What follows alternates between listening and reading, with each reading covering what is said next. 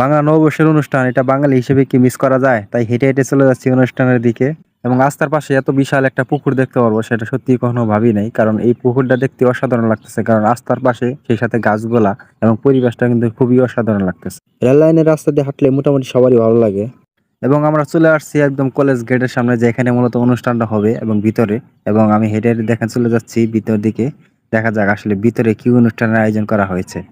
তো কলেজের ভিতরে গেলাম। কলেজের ভিতরে গিয়ে দেখি খুবই শান্তশিষ্ট একটা সুন্দর পরিবেশ। গাছের ছায়ার নিচে মঞ্চটা করা হয়েছে। দেখি সুন্দরভাবে সবাই চেয়ারে বসে আছে।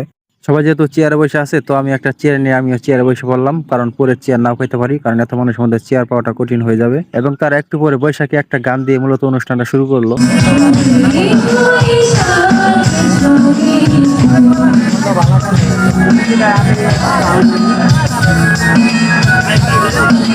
এবং এক কথায় অসাধারণ একটি গান ছিল, যেটা সত্যি অনেক ভালো লেগেছে। এবার মূলত ছেলেদের পালা, ছেলেরা এখন গান গাইবে।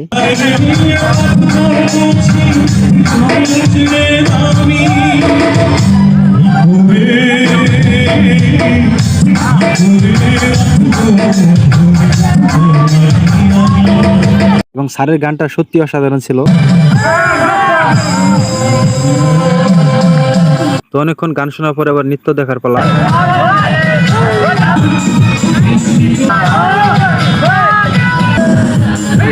এবং মেয়েটা গানের তালে তালে এত সুন্দর একটা পাংখা মার্কা ড্যান্স দিবে, যেটা সত্যি অসাধারণ ছিল। পোলাপান তো ইচ্ছা মতো নাচতেছিল।